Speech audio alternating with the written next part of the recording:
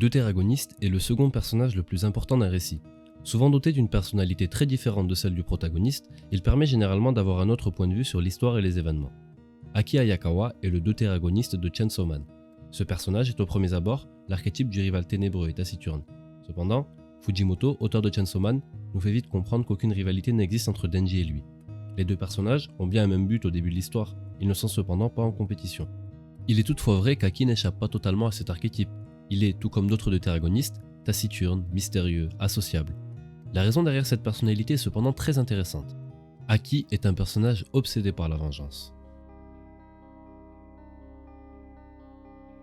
Même si pas mal de choses laissaient penser qu'il était en quête de vengeance, c'est dans le tome 2, lors du flashback concernant l'incident du démon flingue qu'on y voit clair. On ne devine pas directement l'identité du petit garçon vu le contexte. On pense d'abord à une démonstration de puissance du démon flingue afin de renforcer sa menace auprès du lecteur. Et quelle démonstration! Lorsqu'on fait le rapprochement, la raison pour laquelle Aki est si obsédé par la vengeance devient claire. Il hait les démons car c'est l'un d'entre eux qui lui a tout pris. Il est associable car il a peur de perdre à nouveau quelqu'un qu'il aime.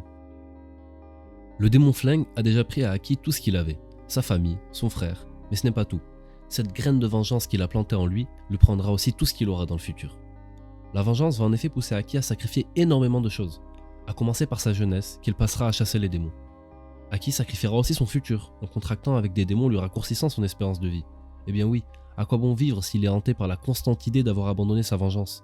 Aki est un personnage conscient de ses défauts. Il sait que son obsession pour la vengeance lui fait perdre tout recul et toute objectivité sur lui-même, qu'elle causera du tort autour de lui et qu'elle le mènera éventuellement à une mort horrible.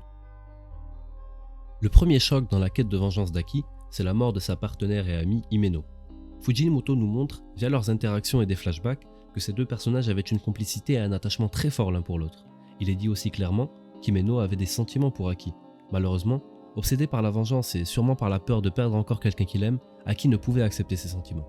Mais l'attachement était déjà trop fort. À sa mort, Aki nous paraît dévasté. Il se sent coupable.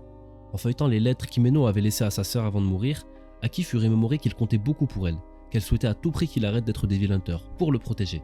Mais Aki, obnubilé par sa vengeance, ne pouvait s'y résoudre. Cela poussa Himeno à continuer elle aussi, afin de le protéger. Mais comme on le sait, cela se terminera tragiquement. La tristesse d'Aki après la mort d'Himeno nous montre qu'il est un personnage sensible, qu'il est humain. Malheureusement, ce choc ne suffira pas pour qu'il arrête sa quête vengeresse. Au contraire, cela renforcera son obsession en y ajoutant une autre vengeance.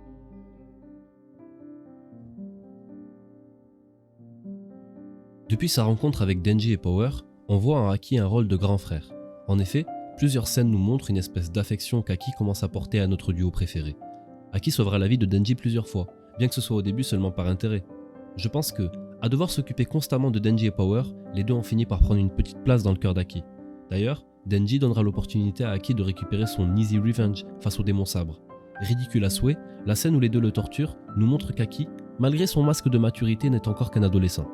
Aki devra après ça faire équipe avec le démon ange. Au début, Aki méprise l'ange, mais malgré ça il se voit en lui. Lors de l'attaque de Reze, on se rend compte que la mort d'Himeno n'a pas été sans conséquence. Aki sauve l'ange en risquant sa vie, en gaspillant de l'espérance de vie.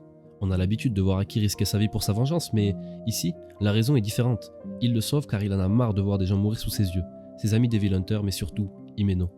C'est assez surprenant de voir Aki risquer sa vie pour autre chose que sa vengeance, pour sauver un démon qui plus est. La vengeance n'était-elle pas censée guider toutes ses actions? En effet, Aki a fait à ce moment-là un premier pas vers sa rédemption. Pendant l'arc des assassins internationaux, on remarque un changement dans la mentalité d'Aki. D'abord parce qu'il risque à nouveau sa vie pour sauver l'ange, mais surtout à l'égard de Denji et Power. Lors de son séjour en enfer, Aki ressent à nouveau la peur de perdre quelqu'un. L'image de Power inconsciente fait se remémorer à Aki des souvenirs très douloureux. Ses réactions, face à ça, nous montrent un revirement total dans sa mentalité antipathique et suicidaire. Il a peur, pour Denji, pour Power, pour l'ange, pour les personnes pour qui il porte finalement de l'importance. Intéressant que 2 des 3 personnages soient des démons et que le troisième le soit à moitié, pour quelqu'un qui prétendait ne jamais pouvoir se soucier du sort d'un démon. Après cet arc, Fujimoto nous montre les conséquences des événements sur le foyer Hayakawa. Aki a changé, les gens qu'il aime prennent désormais une grande place dans son cœur. Ce foyer ressemble de plus en plus à une famille, avec Aki comme grand frère. Lors d'une visite de la tombe de sa famille, Aki est tellement occupé par Denji et Power qu'il en oublie d'être triste. Et ça, c'est quelque chose. Aki, la personne obsédée par la vengeance pour sa famille, par sa haine des démons, en plus de sympathiser avec certains d'entre eux, il forme avec eux une nouvelle famille. Il a réussi à se détacher de sa vengeance. Cela devient clair lorsqu'il finit par abandonner une bonne fois pour toutes la chasse aux démons flingues. Aki a pris du recul, il a appris de ses erreurs du passé et cette fois-ci, il ne laissera pas son obsession mettre en danger les gens qu'il aime. Comme il le dit lui-même, c'est la peur de perdre Denji et Power qui le feront abandonner sa vengeance. Et donc voilà, Aki, Denji et Power qui passent le reste de leur jour ensemble, formant une nouvelle famille à Ayakawa. Tout le monde est content et ça se termine bien. Si son séjour en enfer a permis à Aki de faire un énorme pas vers sa rédemption, c'est son retour à la réalité et sa relation avec le diable qui le fera descendre dans les abysses. Makima annonce à Aki que Denji et Power ne pourront pas se retirer de la guerre pour le démon flingue. Je dis bien pour et non pas contre le démon flingue. Et oui, on apprend que depuis le début, le Japon n'a pas pour but de le vaincre ou de le détruire, mais plutôt de le récupérer pour leurs propres intérêts. Ce n'est plus une question de vengeance ou de justice, mais simplement une guerre politique.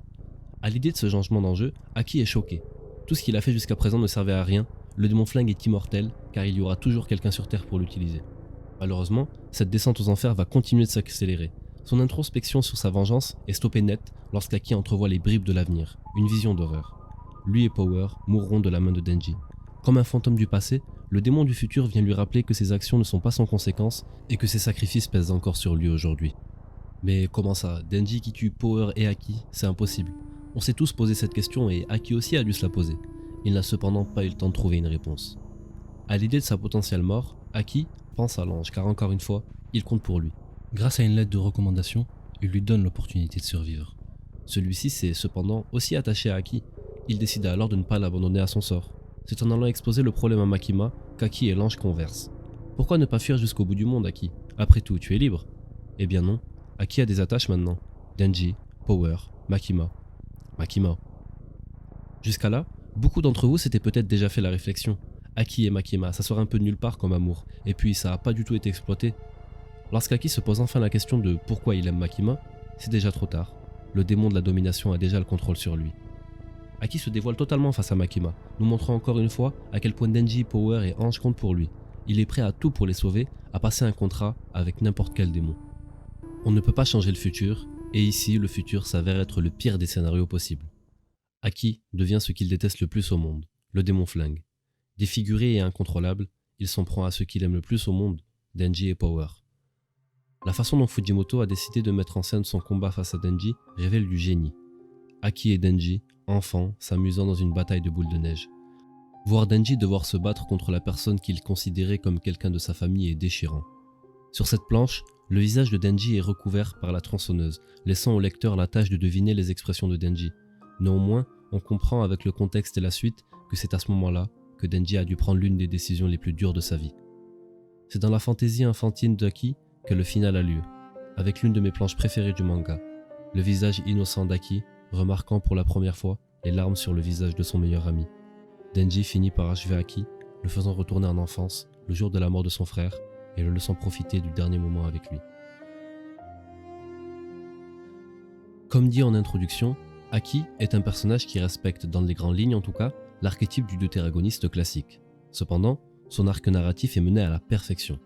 Aki est un personnage avec une personnalité très humaine, avec des défauts, des hauts et des bas. Tragiquement et malgré sa rédemption, il a fini de la pire des manières possibles.